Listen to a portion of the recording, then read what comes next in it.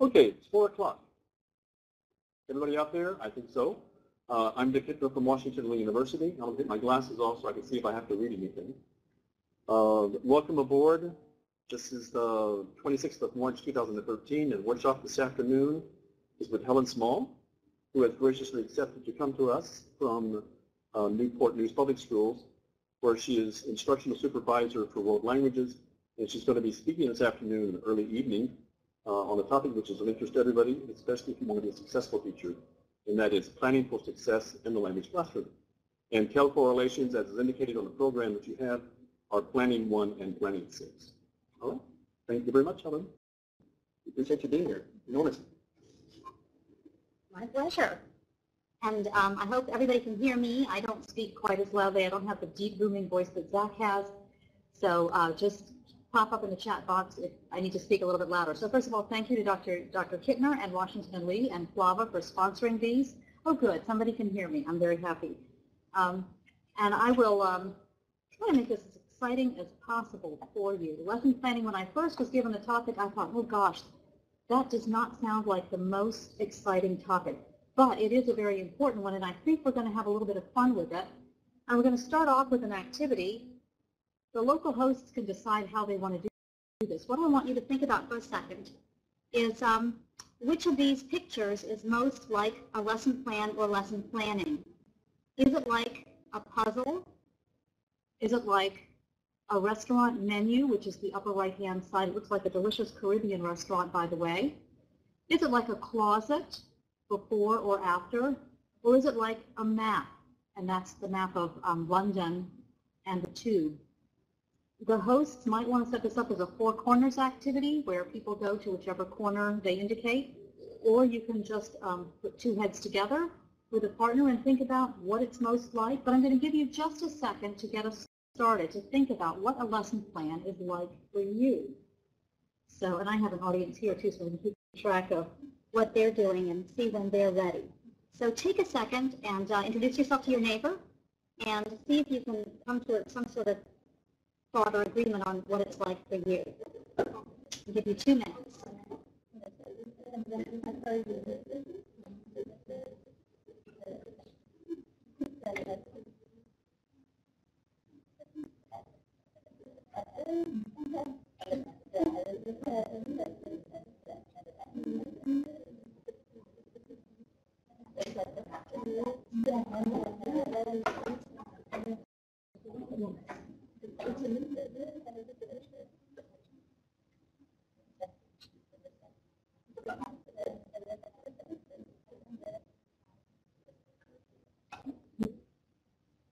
Okay, all of the above is not the acceptable answer. There's no wrong answer, but you have to choose something. I see someone has typed in all of the above. No, no.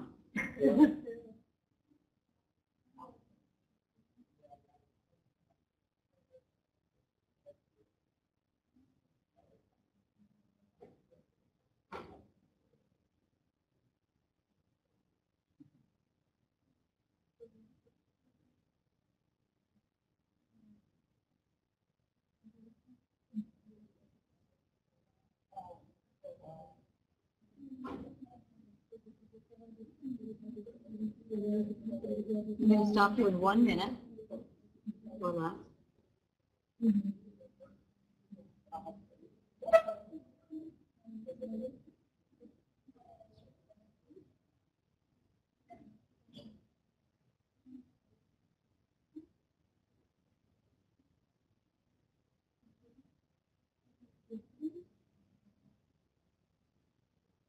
Okay, I'm seeing some interesting answers popping up, and I'm hearing some interesting conversations here.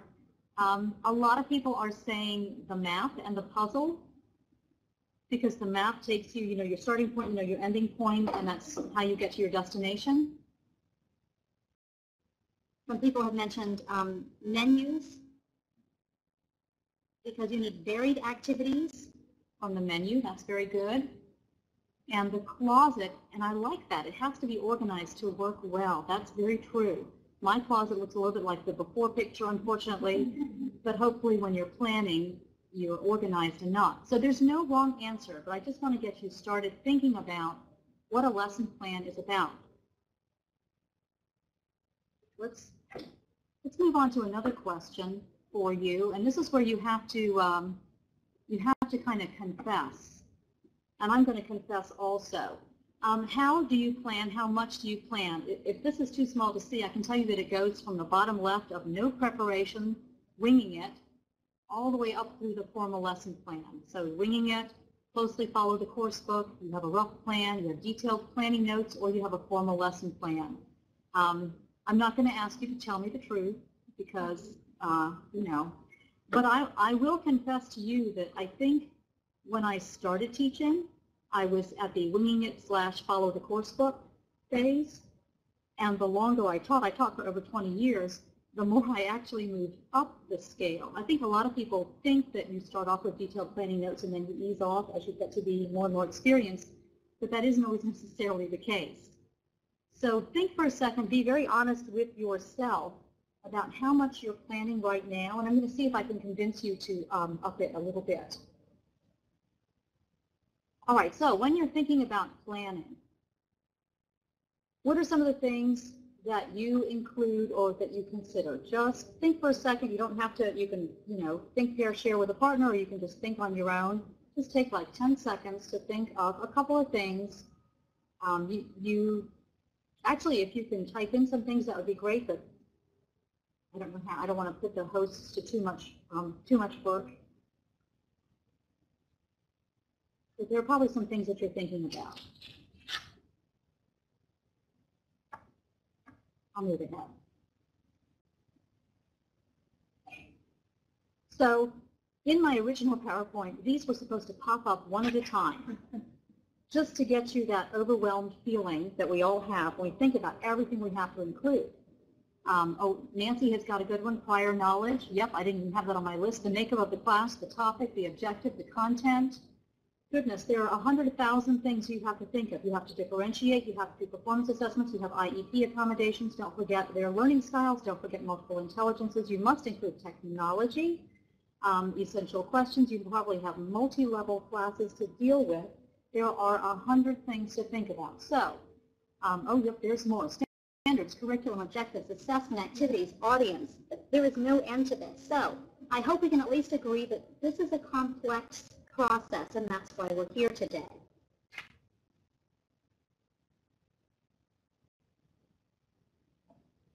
So the big question is, where do we start? I know I feel this way sometimes. And we are going to start at the end. I hope you've all heard of backward design, or starting with the end in mind. That's what we're going to talk about for the most part today. And we're going to look specifically at how to adapt that to lesson planning for world language. And you're going to have a chance to create the parts of the lesson based on an objective that we're going to give you. So I was told to cover 2 TEL domains today under the planning section. The first was I plan what I teach and assess based on my local curriculum and state and national standards. And so my first reaction was, oh my gosh, you mean there are people that don't do this now and this is their goal? Don't we all do this? And then I thought, well, let me just remember that during the 20-some years I taught, it was a very, very small district. And in fact, did not have a curriculum for German the last, let's see, from when did I start teaching German? 89 through 2005. So yeah, there are people that are not necessarily following the local curriculum, and I was actually one of them, I'm embarrassed to admit. But I will confess that to you. So we're going to talk very little about this, a little bit more about the lesson plan itself. And I apologize, it's taking me a little time to find this little arrow with my mouse, but I'll get better as we go through this.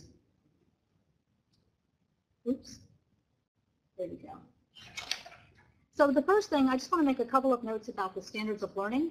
First of all, they are really closely aligned to the national standards. I know you've heard of the 5 C's: communication, cultures, connections, comparisons, and communities. The only difference in the state and the national are that the state has taken the communication C and opened it up into the 3 strands that you see: person-to-person communication, listening and reading for understanding, and oral and written presentation. And then the others line up pretty neatly. You've got cultures, cultural perspectives, making connections, cultural and linguistic comparisons, and communications across communities. So what that means is, if you're looking at the state standards, you're also looking at the national standards. So we're not going to talk about the national much. We're just going to be aware that the state are very much aligned with it. Some things that you really need to know, though, when you're thinking about the standards of learning, and I know you've all read them from cover to cover, correct? I look at people in my audience here. They're nodding because they're very polite. But yes, I'm sure everyone in the audience has. These are standards and statements of what students should know and be able to do by the end of the year. The end of the year. They're not in any chronological order. They have nothing to do with the middle of the year. What kids can do, it's all by the end. That's important to know. And don't get too attached to them because they will be revised this summer. And I see a note from York County. Curriculum often boils down to the textbook and what chapters the other teachers say they're covering. That is, unfortunately, very true. And I'm pleased to be in Newport News because we really are working hard on it. So, since those standards are going to be revised, I'm going to put in a little plug right here. We have an opportunity to make public comments.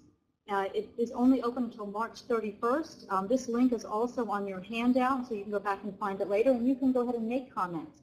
It doesn't have to be about a specific standard. I made comments already, and things like, it would be great to have target proficiency levels, or can you give us some performance assessment examples? It could be whatever you think should be added. So feel free to do that, and I want to encourage people to take this advantage, because once they're set for another 7 years. So let's look at more what you probably have, or what I hope you have in your division, is a local curriculum that is broken down into units. Perhaps they're thematic. And if you're lucky, all you have to worry about is a daily plan that follows the basic unit structure. But like I said, that may not be the case for everybody. And I know for a lot of you, that little dotted red line is above the unit level. Hopefully it's not above the local curriculum level. But hopefully your local curriculum already has included district requirements, your assessments, your local objectives, learning plan, everything else. That should already be based on the standards and broken down. So I'm going to hope that that's the case, because we're not going to talk a whole lot about the unit planning, just sort of compare how it looks compared to lessons. We're going to talk mostly about this piece of planning, that you plan lessons using backward design. That includes setting daily performance objectives, which are focused on proficiency targets. You have activities that enable students to meet those, and an opportunity for students to reflect on how well they did. So, and during this lesson today, during the session today, you're going to have a chance to do all of these things, to put this together. All right, so backward design, what does it look like? You see the little umbrella with the word unit underneath? That means that this slide deals with something at the curriculum level or the curriculum unit level. And there'll be another little icon in the upper right-hand corner for specific lesson plans. You have to ask yourself 3 basic questions. You want to start with, what will students know and be able to do by the end of the unit, at the very end of the unit? That would include setting enduring understandings and essential questions. I'll show you some examples of those, and other unit objectives. And then we have to ask, how are we going to know that they know it? So how are we going to assess these students? What specifically are they going to be doing? I hope it's a performance assessment for most of you. And then finally, as the last step, you think about how you're going to get them there. What strategies you'll use, what specific activities you're going to plan, what specific activities they're going to do, all of that. And this is all based on understanding by design. You see the book cover over there on the right, and that's also in the resources, mentioned in the resources. So at the daily lesson plan, we're going to use these same 3 steps. Only this time we're going to say, what do the students need to know by the end of today? What are they going to know that they didn't know in the beginning? Hopefully it's connected to your main idea, your central question. Then we're going to ask ourselves, how are we going to know that they can do it? You're probably going to do more formative assessment at this level. And then finally, how are we going to get them there today? And pause while I change slides.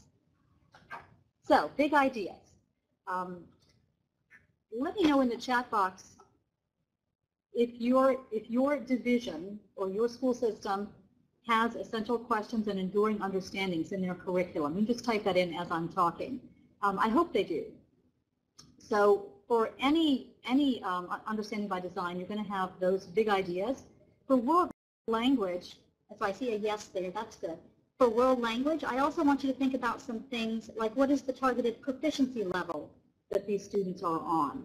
Anytime you see that globe symbol, that means this is something specific to world languages. I see one group has 3 counties, 2 no's and 1 yes. Okay, well this will be something new for you. They just revised level 1 and 2 in Spotsylvania. That's what we're doing in Newport News. And Richmond has essential knowledge and skills. Okay, it's very interesting.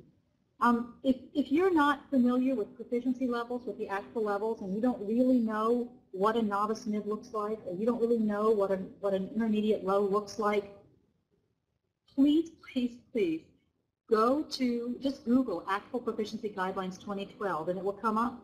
And educate yourself a little bit to understand what kids really can do at the different levels, because a lot of times we're expecting more than they can reasonably do. This link is great because it also includes some videos of English language learners, and you can get a really good sense of what a novice is all about so that you can kind of plan for that. So just a strong recommendation on my part to make sure you understand those proficiency levels before. So no and 1, okay. So there's a real hodgepodge of who has enduring understandings and essential questions. My people like to call them endearing understandings because we work on them so hard. These are statements that are big ideas. Imagine that 10 years from now, the students have left your classroom. Sadly, some of them are not continuing with French, German, Spanish, whatever language you have. What are the big ideas that they should still remember nonetheless, 10 years down the road? Those would be the big ideas that you want in your enduring understandings. What was really interesting for me to learn about this is that those are written for the teacher, not for the student. The enduring understanding is for you to guide your planning and all of that. It's the essential question, which we'll talk about next, that's for the student. These are things that you want to keep coming back to again and again and again during the unit. And a colleague of mine very nicely put it by saying that the essential question is the heartbeat of the unit. It's something that you keep coming back to, is the central idea. And it is written for the learner. It should be engaging, and it should give you the purpose of what kids can do in this unit. Let me give you some examples that we're working on. These are this next slide shows some draft enduring understandings and essential questions for our level 2 unit on food and eating. I think this was from the Spanish. So the enduring understanding, as you can see, is really not written for kids, but the essential question is pretty kid-friendly. It doesn't usually have a clear answer. It's not something where you can give a list. It's really something just to think about, chew on, marinate about, and keep coming back to throughout the unit. So it should be the heartbeat of the unit. So if you remember that the enduring understanding is for the teacher to think about, and the essential question is for the student. So let's talk a little bit about backward design. It has 3 stages, and I'm going to talk a little bit about the first stage, and then you're going to do some activities in the second and the third stages. First of all, you have to have your unit objectives. That's what kids will know and be able to do by the end of the unit. Always keep in mind whether that's reasonable for their proficiency level. Once again, please go to that website. We spent a lot of time on that during our January PD in Newport News, and I think it was really, really helpful for the teachers to listen to those clips and then use our rubrics to see how that matched up, to really understand. I know our curriculum writing team, as we've gone through some of this work, has realized that some of the things that we were expecting kids to be able to do were not reasonable for where they really were. So it forced us to change some things. So keep that in mind. Let's take a look at a daily objective. This is what kids can do at the end of the lesson. And this comes from Greg Duncan. Greg is a former district supervisor, former Spanish teacher, former principal, and not district supervisor, I'm sorry, he was a state supervisor in Georgia, and now he's a consultant. So Greg is one of those people where if he's giving a session at ACTFL, Helen is there. He's one of the people I look for on the list. So this comes actually from a PowerPoint that he did for us in the summer. He's given this as an example of an objective. Students will be able to figure out how to use the metro system in Madrid and tell someone how to get from place to place. what do you notice about this? What perhaps is not in this daily objective statement that many of us are guilty of putting in ours? Is there anything missing here that you might have put in yours but that he has not? Think about that for a second. Dr. Kittner is whispering the answer, but I'm not going to reveal it. Oh, York County, good. Yeah, there's no grammar. There's no mention of the imperative, no mention of specific vocabulary. It's not students will use the imperative to make commands about, none of that. Because as a kid, when you read that up on the board, you want to turn around and walk out of the room. That's not motivating. But this is something I might actually want to know how to do. Figure out how to use a metro system. That sounds kind of cool. And tell someone how to get from place to place. So that's an important consideration. I know when I walk into classrooms, I can look at the objective statement that's on the board, and I kind of know the mindset of the teacher behind it. So you want to work toward this type of statement if you can, something that's motivating, that's real-life, student-friendly language, and doesn't specify necessarily the grammar. You know that you have to use command forms, but there's no reason to frighten them with that sort of information before they even get started. So we're going to be working with this particular objective for the rest of the workshop today, and you're going to be doing lots of activities. You're going to have to figure out how to teach kids how to do that today. So, pardon me, that's stage one. That's setting your objective. Stage two is how are we going to assess that? We want to go beyond just rote memory. We want to go beyond recall. We want to go for understanding, and we want to show skill. And if we're talking about language, we're talking about communication. So you have to decide, are you going to focus on presentational, one-way communication through writing or speaking? Is it interpretive, listening and reading? Interpersonal, where there's two-way communication? What are you going to focus on? You can include a little bit of everything. Eventually, you showed it's really easy to have your entire curriculum be presentational writing, but that's not really great for kids. So make sure that you're balancing out those skills. At the end of a unit, this might be a performance assessment that you're planning on. At the end of a lesson, it's probably not going to be a performance assessment. It's going to be a little bit, well, it will be, but it's going to be a little bit shorter. So at the unit level, you're looking at authentic performance tasks and a lot of other evidence. You can't base your judgment of what kids can do on just one thing. So it might be prompts, journals, role-playing, observations, integrated performance tasks where kids are perhaps listening and reading to listening to and reading something, and then communicating with one another about it, and then presenting about it in writing or speaking. All kinds of options. And you want to keep a lot of options open. Do remember that if you're talking about an assessment at the end of the unit or even at the end of the day, you're talking about what kids can do independently. So we had a big discussion at our last curriculum writing session. We have all these things that we were calling performance assessments, and really they were projects because kids were getting together and getting out their book, and they were putting something together with all of these resources. That doesn't tell us what they know. That tells us how well they can look things up in the book. So if it's an assessment, it needs to be what kids can do independently, okay? So, and again, is this something that's really appropriate for them? It's okay on the tasks to push them up through those proficiency levels, but when it comes time to assess, you have to know what's reasonable. All right, so at the unit level, it's probably more of a summative nature. Some performance assessments, you're probably collecting other artifacts of tests, quizzes, whatever else it is, papers, projects. For the everyday, it's going to be more formative. You're checking for understanding. You might have some feedback in the form of exit slips or other things at the end of the lesson. It's going to be a constant back and forth to make sure that they know what you're doing. Okay? And I promise you guys get to do something right now because I am already getting tired of talking, my goodness. Okay, so this was the objective that we had for today. Students will be able to figure out how to use the metro system in Madrid or Paris or Berlin or wherever you want to put them, and tell someone how to get from place to place.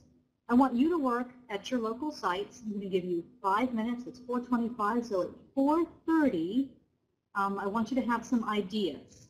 Okay, you can work independently or you can work with a partner in a group. I will let the hosts decide how to organize that.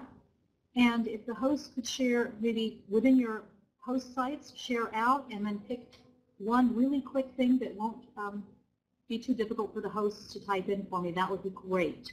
So at 4:30, have an idea, and I know my people here will be working together as well, to come up with some sort of assessment at the end of the day that tells us if kids can do this. Go.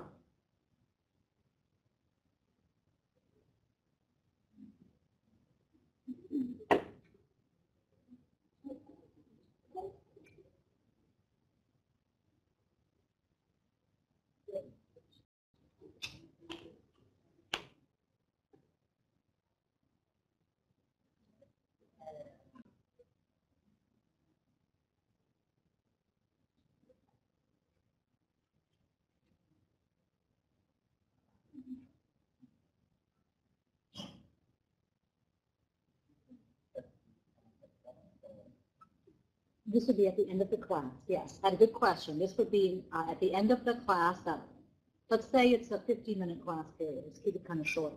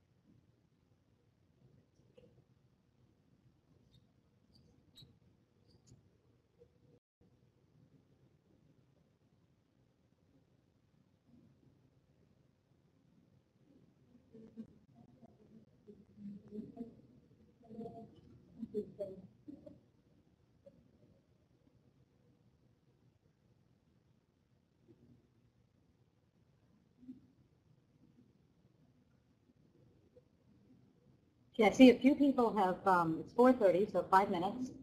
A few people have typed in some things, and my incredible 4-person audience has come up with some brilliant ideas as well. So we see someone get separated from their group, calls a person on the cell phone for directions. That person has to give directions to a metro stop, and then how to transfer. Ooh, that gets complicated. Could include, wow, walking directions and commands, numbers, prepositions of place. And now remember, that's a lot of stuff. But okay, if this is, maybe this is level 2, maybe they've had some of that stuff. One person has said, exit ticket, overall question for class discussion or an oral question and answer. At CNU, students have a map and give directions to go from point A to B. A smart board could be used to show the locations and be more interactive. A hotspot game. I don't think I know that, but perhaps others do. Teacher has slips of paper of points A to B that students pull out of a hat and need to verbalize a brief sentence stating which line, color, destination, etc. Oh, and then the hotspot game is smart technology. Okay. You know, I left the classroom like seconds before smart boards got put in, so I'm afraid I missed that. Okay, we have lots of great ideas.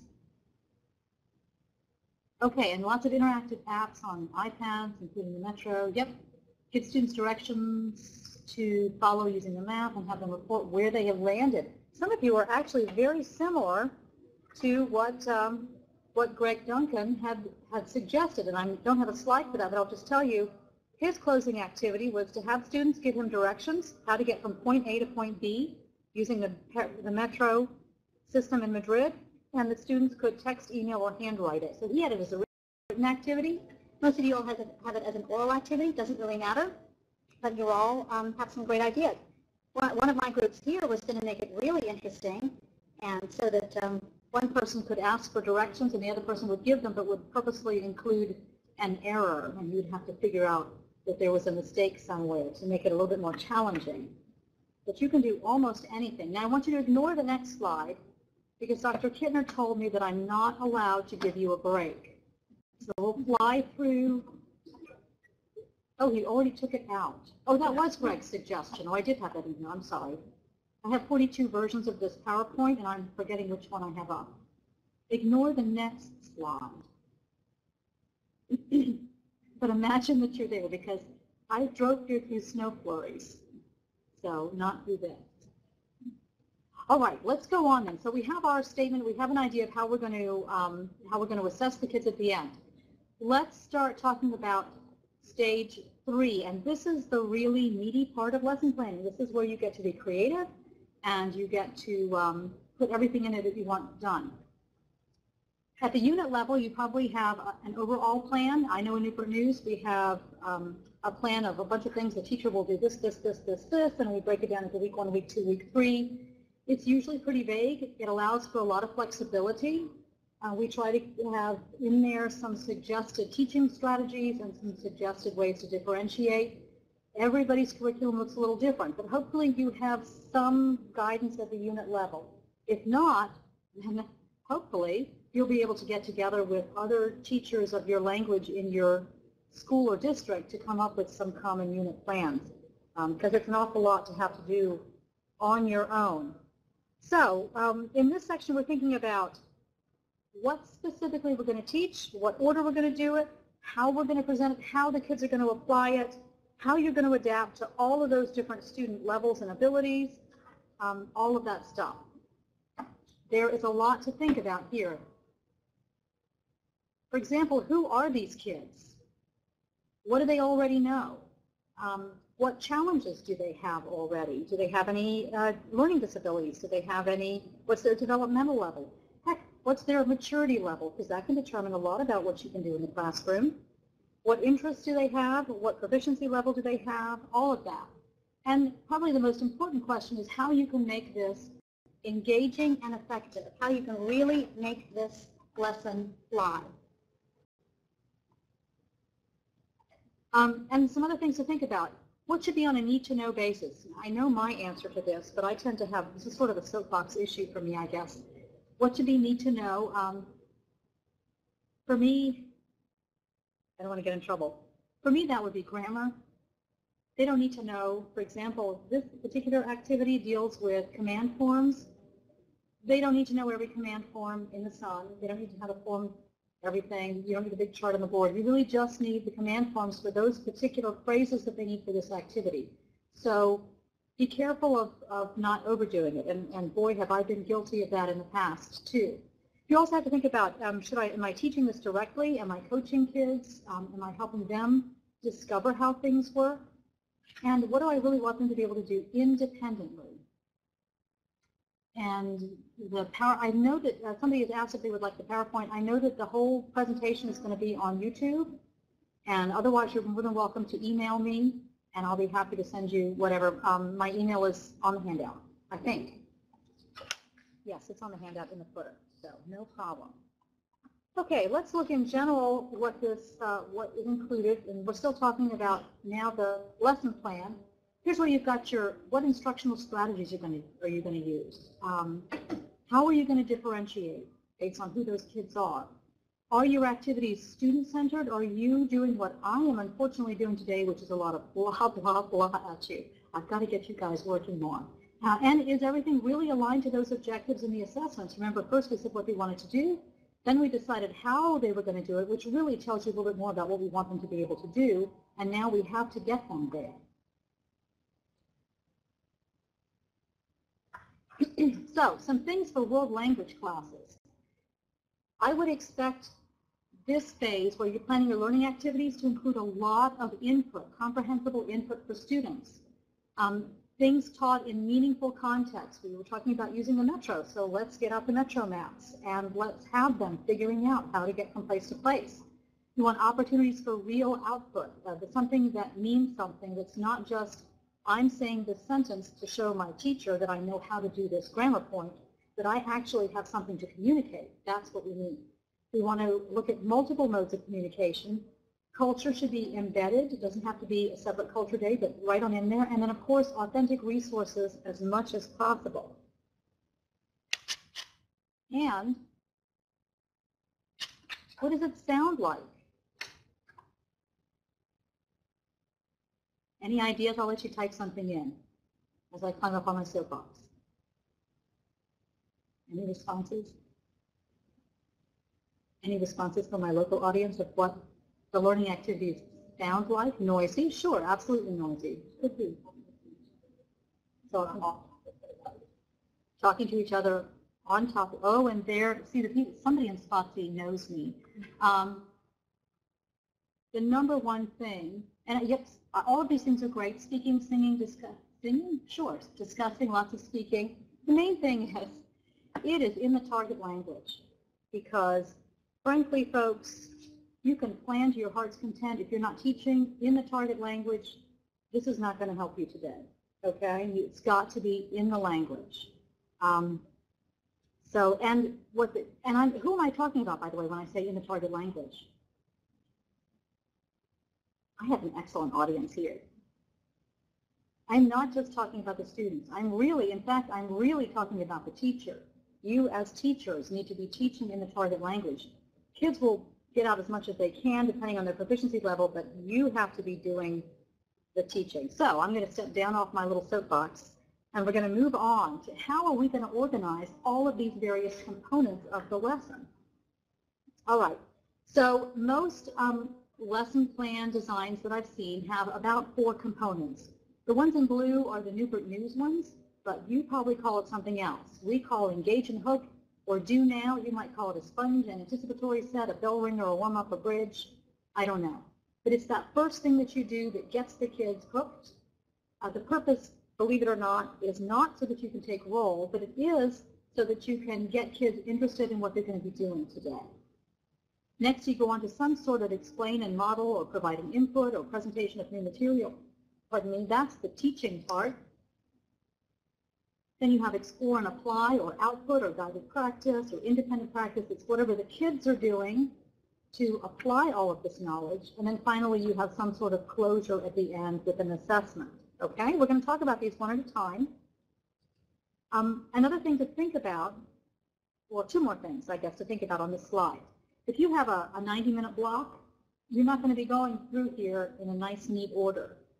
You might explain and model something, and then kids will explore and apply, and then you'll do a little assessment, and then you're going to explain and model something else because you have 90 minutes. So you might go through a little loop a couple of times in here. So it's not always nice and neat. And the other thing to keep in mind is that kids learn best at the beginning of the time. and again at the end.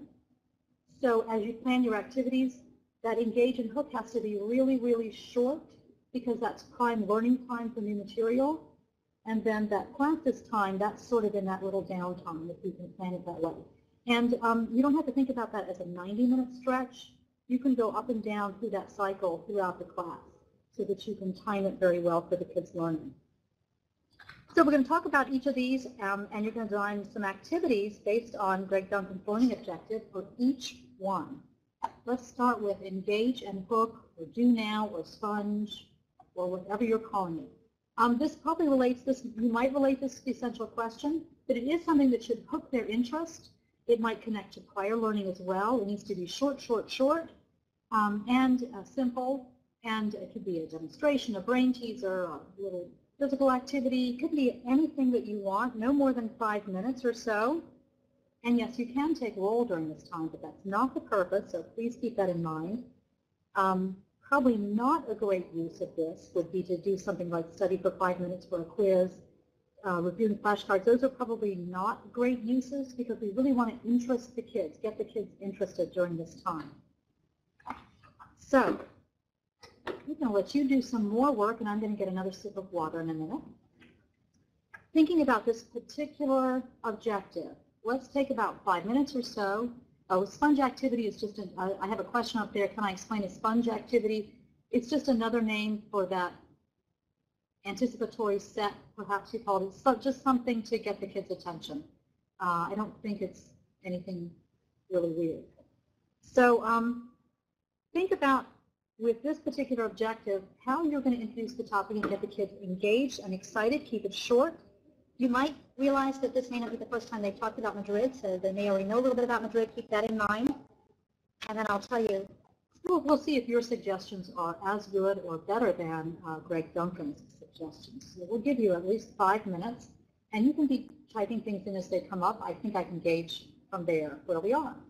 Okay, 4:42. We have at least until 4:47.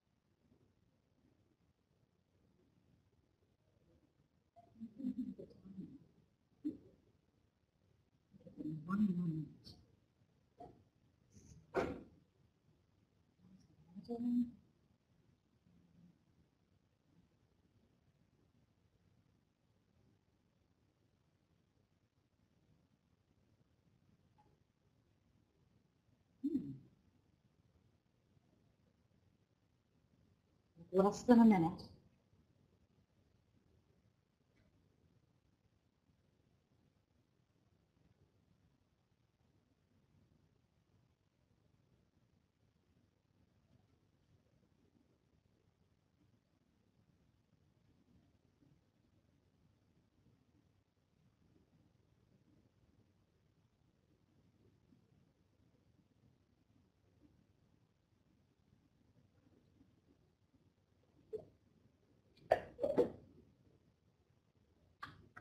Okay, I think you guys can probably see each other's. I love the Where's Waldo. That's pretty funny. The review activity and related activity of previous assignment, I'm not sure because I want to know specifically what are you going to do for this particular thing. I'm sorry, it's moving. Showing pictures of different metro trains, DC and Madrid, so they can compare and contrast and personal connections. And images of culturally relevant metros and or other modes of transportation. Blindfold the volunteer and have a classmate give them directions from point A to point B within the classroom. That's good. I hope that's not in English because, well, I don't know. We haven't taught this yet, so but that would work. Or a YouTube clip about a travel in the metro. That's what came up most often here, was showing a short video. And then you and a partner can name 3 to 5 places to see or things to do in Madrid. Boy, some of you are right in line with our friend Greg Duncan. If you could take 3 things from Madrid and bring them to your city, what would they be? Oh, that's cool. So what Greg had suggested was have kids poll each other, poll 5 classmates about their top 2 favorite places they've learned about in Madrid and why they're their favorites. And I think you'll see with what he's suggesting as his closing activity how that's going to connect. But they're talking about Madrid, which some of you did. And I like showing the video because you can get some cultural information in there where they can see that everybody under the sun rides the metro in Europe. It's not just, it's everybody. So, and then you can take this and segue right on into your daily objective for the kids to have them see the connection. Great ideas, folks. Oh, see, I thought this, okay. My hidden slides are showing, so I'll just keep that in mind. That's okay. Okay, so the next set is the what the heck am I going to teach? How am I going to teach it? This is where you are providing a lot of input, demonstration, you're modeling, you're giving examples. You're keeping it to the essential things first. You want to make sure that you're accurate and clear in what you're teaching, in your language, and you're using some high-yield strategies and constantly checking for understanding. So you want to keep to what's essential. To stay comprehensible, use all kinds of visuals, gestures, props. I think our next session, Dr. Pittner, is going to be about input, providing input. So make sure you come back for that. And keep all of this in a target language because you are your most valuable resource. So let's do this in 2 parts. First of all, again, you have a couple of minutes. When I see that you all have answered, we'll move on. Think about the what. What are you going to teach? What vocabulary, what structures, what culture for this? Just really fast. I don't even think it will take 5 minutes. Let's give you 3 minutes and see what we come up with. And then I can give you 2 more if you need it. And then share some ideas. What's specific? Specific vocabulary, grammar structures, and culture might you want to teach in this lesson?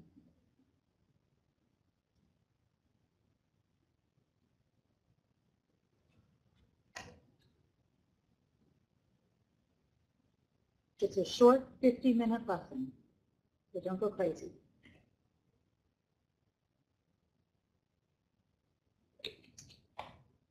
High yield strategies are just, what's the other word for it? Best practices. Just strategies that are going to give you a really good result. Like teaching in the target language would be a high yield strategy.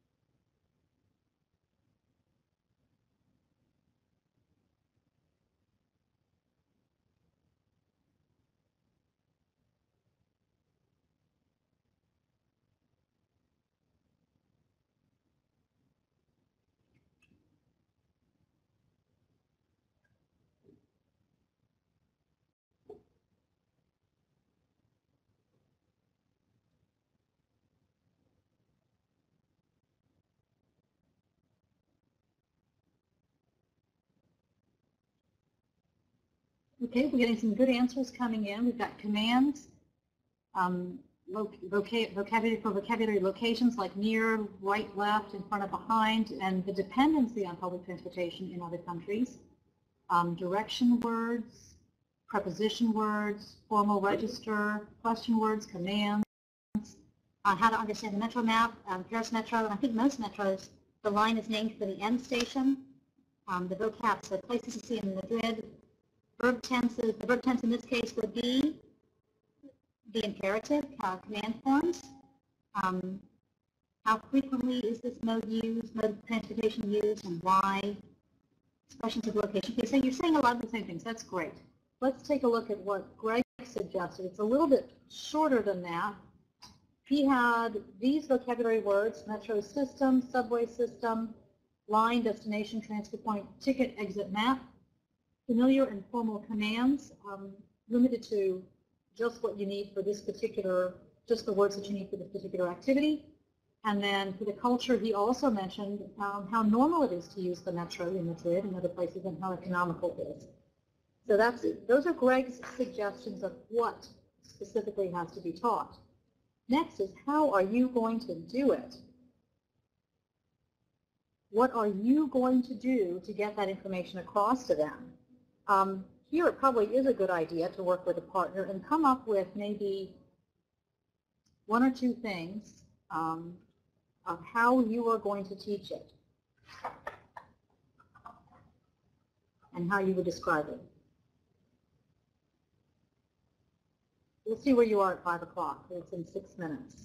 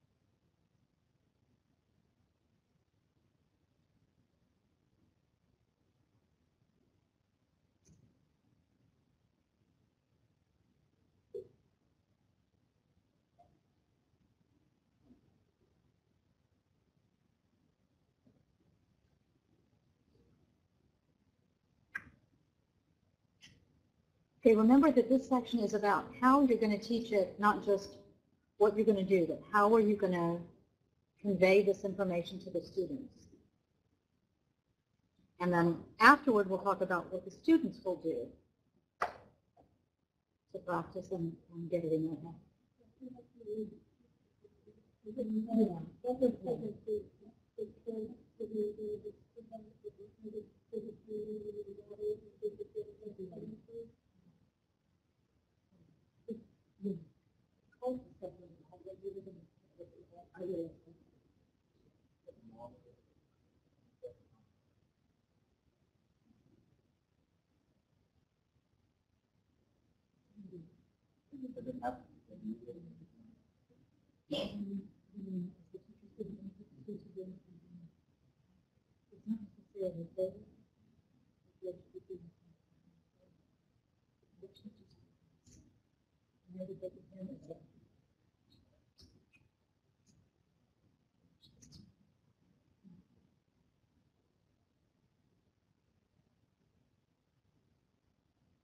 I see some great ideas coming in.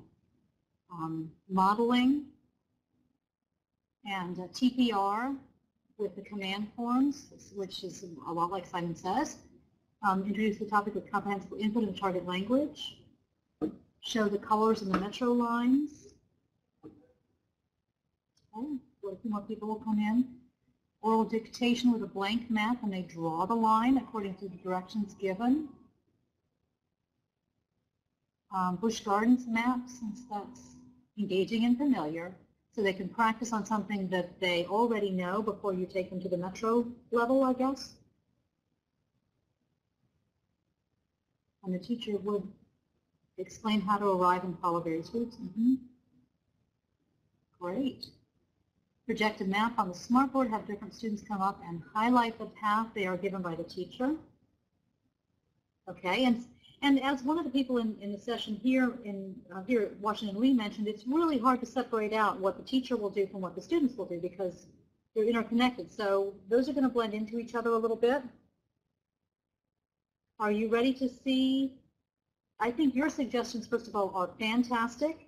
Are you ready to see what Greg Duncan had suggested for his? And it was just a suggestion. It was not, the best thing in the world necessarily. I'll take that as a yes. Start by modeling the question, and they're reviewing question forms and build and model responses. Very good. You guys have great ideas. You do not need me, I'll tell you that. Okay, so Greg, what he was suggesting, and this was just in his sample thing, the teacher provides background information about Madrid's metro system, walks the students through the map, which is exactly what some of you were saying about putting it up and having kids trace it or whatever. He explains or shows, hopefully models how tickets are purchased and how to get from A to B. In the target language, it has to be kept very simple with lots of showing them on the map, walking them across those lines while you're explaining it. And then he has that activity, that initial instruction followed by some student practice, which you're going to have a chance to think about in a minute. And then he comes back and does a little more teaching, add to the basic information, and add information about changing metro lines. But I think some of the things that you have said are much more specific and maybe a little bit easier to follow. He was giving some more global ideas. So find the metro stop for a particular place, I see, from Nancy Cundiff, and find out about the stop, figure out how to get there, and present it orally using the map. So, and a lot of people have in this room too have said you have to have the map and follow it along. Definitely, if I were doing it, I would have at least some activity in there where the kids are getting input and I'm giving them the directions, and they might have to trace it just to get them used to hearing the forms before we get to anything else.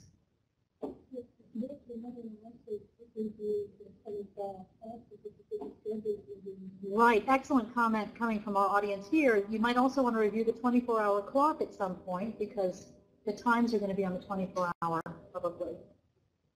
So now what are the kiddos going to do?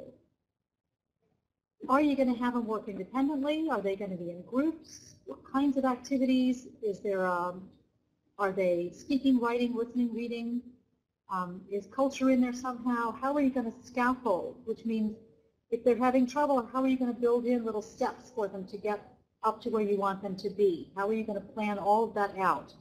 So another 5 minutes or so. I'm really enjoying this break time. This is lovely.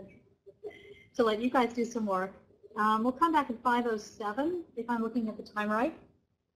What are you going to have the kids do to practice? Practices. You've said some things already, but is there anything else that you would have kids doing when the teacher is just walking around and maybe helping or observing?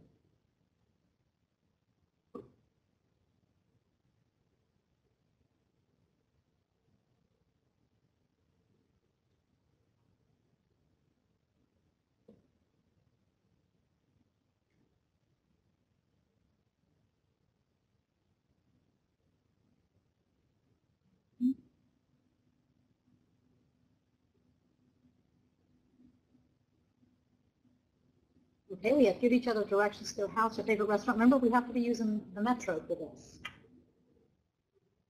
So you could do that as a bridge, though, if you have a local bus system or subway system.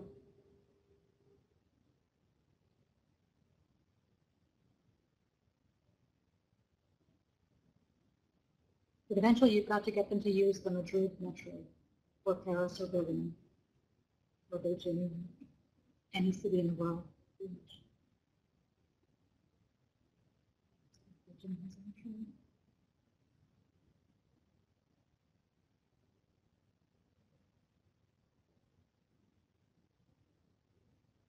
Okay, Spotsylvania is saying they don't have a metro, but they want to start with local directions and then add the metro part. And that's a good idea. That's part of that scaffolding, I think, to give them a feeling of success. Yeah. Directions on where to find the metro stops.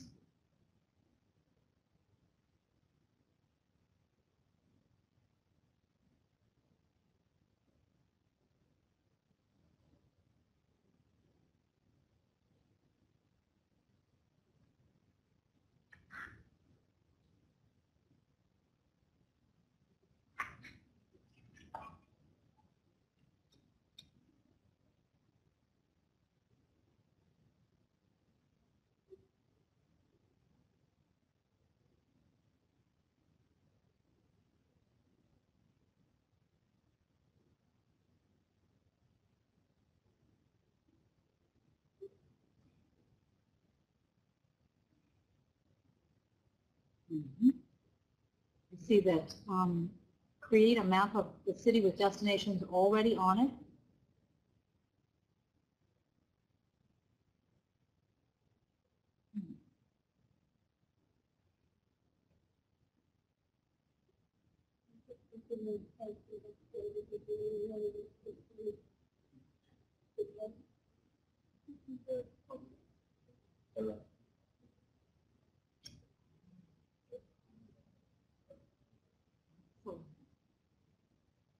So we've just learned that you can go to Google Map and get the public transportation information. They'll tell you the transfers and everything, so you don't ever have to learn to use the Metro Map.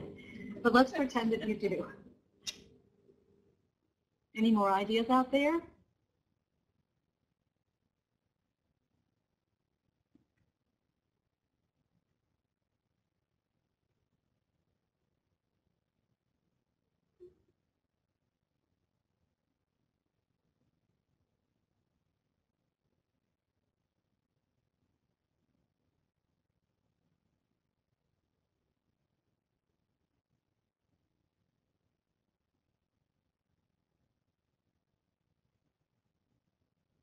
While you're thinking, see if you can also tell me whether you chose individual or group activities or pairs, and what your thinking is behind that. How would you choose your groupings, and how would you choose whether to do this as a listening activity or a speaking activity? So York County is talking about using clue words to support Eureka students during performance. That's a great example of the scaffolding. And Junie Ogden says students with a map could, sorry, this is very tiny from back here, Could mark different stations called out by the teacher and practice with listening. Yep. And then use times to figure out if train A leaves at a particular station, how long until it arrives at station B. Stations, and then the next person who said stations and group work, give and receive directions, and then the teacher shows brief images or clips, highlights. This is great stuff, folks.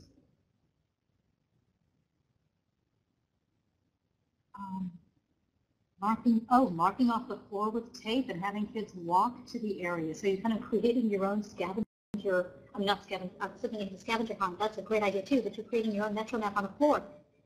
A shower curtain, old white shower curtain, and drawing things on that, that you can project that up on the screen and trace out your metro map. You can have kids literally walking the lines of the metro map with that. That's great for math work in general. All right, let's see what Greg Duncan suggested. And you're free to agree or disagree with what he said, because you've had some wonderful ideas. Oh, look at that. I forgot to point this part out. That's what you were doing. Okay.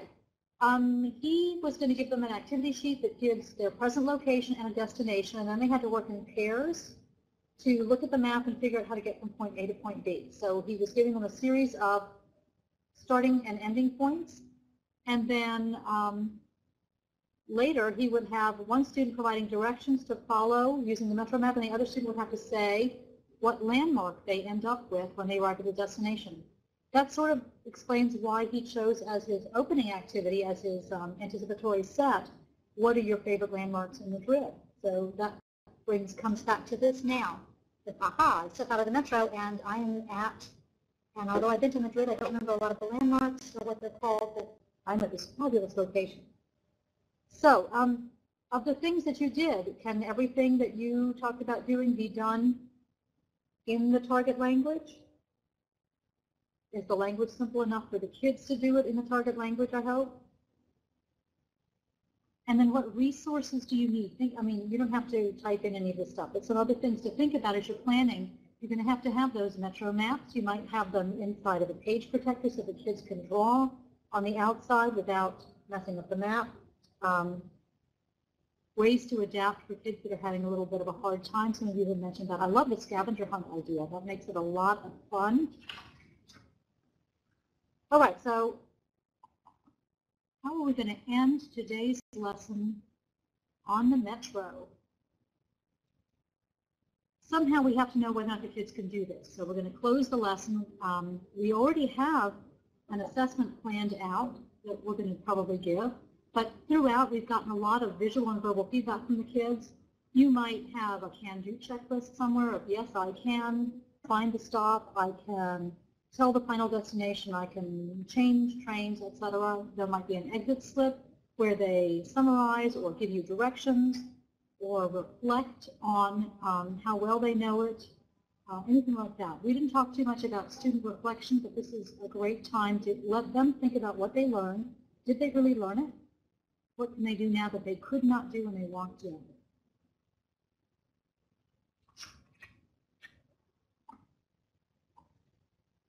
So while you're thinking,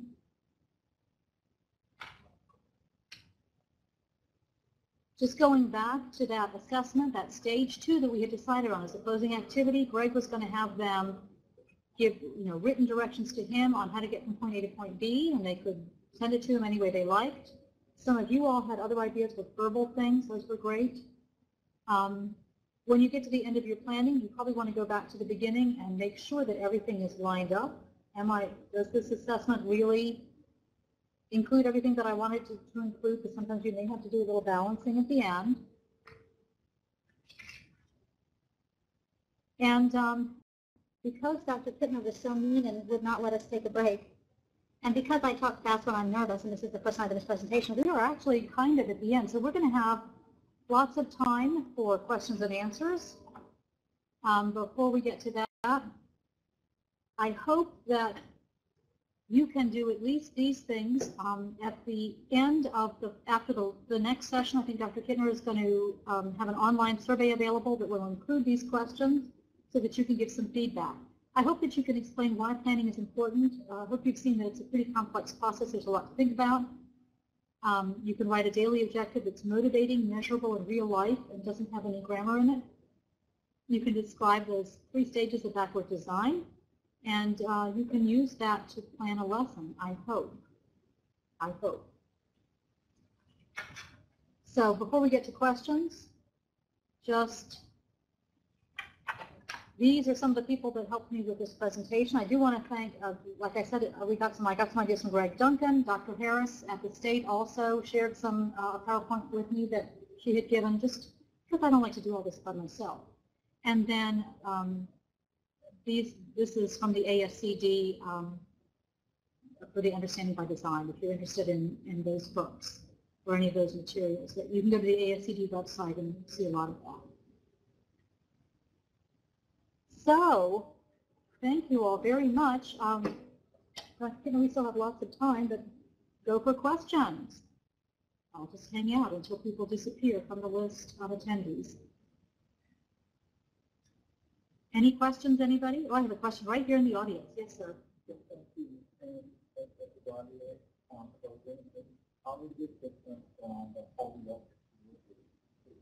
So the question was, how is the closing different from the homework you will give them?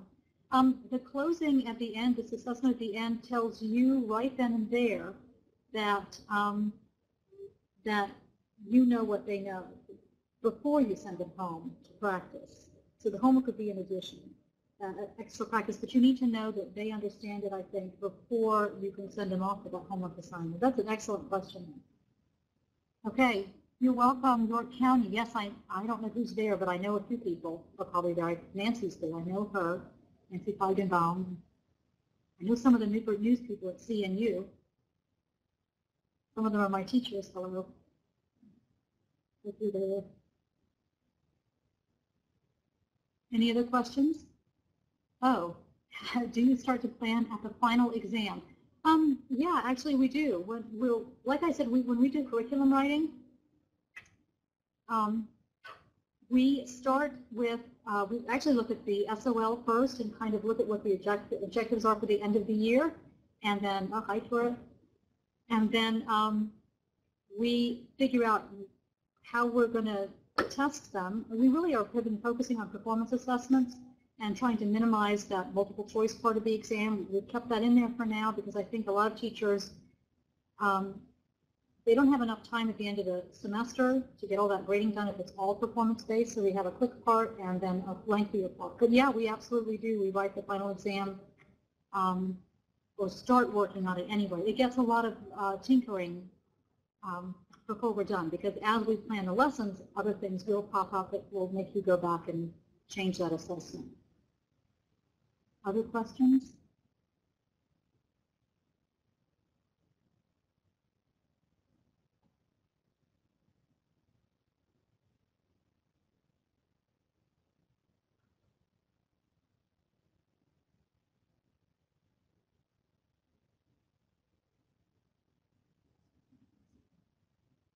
We assume you're discussing among yourselves for all these questions. Oh, there's one.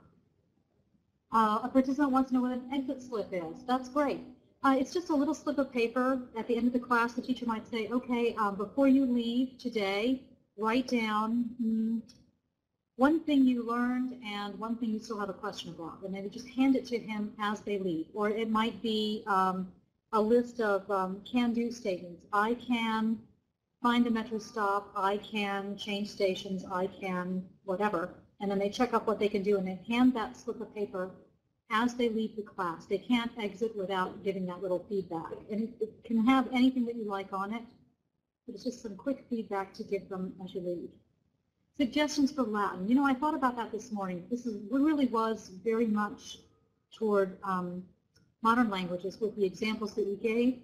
But the whole idea of backward design works for any class you take or any class you teach for Latin as well. So you still want to decide what your end objective is for that day, how you're going to assess it, and how you're going to get kids there. So, and somebody wants to thank me for keeping the example focused on the metro. Okay, sure. You're welcome. So otherwise, for Latin, I have no additional suggestions. It's the same process for everybody.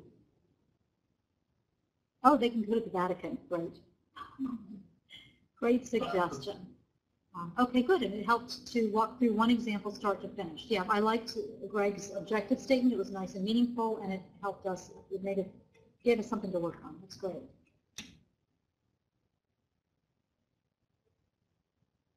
Ah, the Roman road for Latin.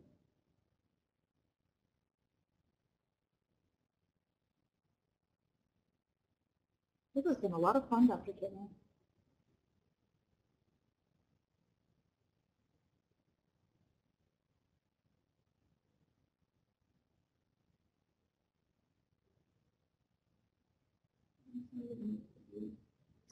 If I gave them a grade, it would be a very good grade. Yeah, so everybody's done a great job participating and lots of great ideas. And of course, you're learning from each other more than from me, so that's great. Do you want to let them sign off when they think they're done, or? Oh, okay. Thank you very much. Are there? When will the video be on YouTube, Dr. Kittner? That's your question. Ooh, within a week's time. I will be too terrified to watch it. But, okay. There's no admission for it. Oh, and you're welcome from ODU. I'm an ODU student right now, so yay, go ODU. And W and L. Okay. And FLAVA, yes. And are the other two videos on YouTube, I think? Yes? Yes, they are. Yes, they are. And how will you communicate the YouTube availability? And where are they? They're on the FLAVA YouTube channel?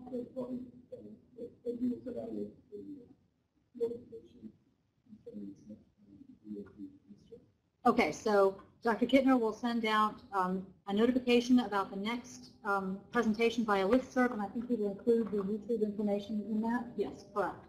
All right, well, thank you guys very, very much. I'll stay here until people are done, but you're welcome. You're welcome to sign out if you're done, and then when all the names disappear from the number of attendees, I will close my little notebook and move on. Yes, Dr. Kittner has something to say, yes?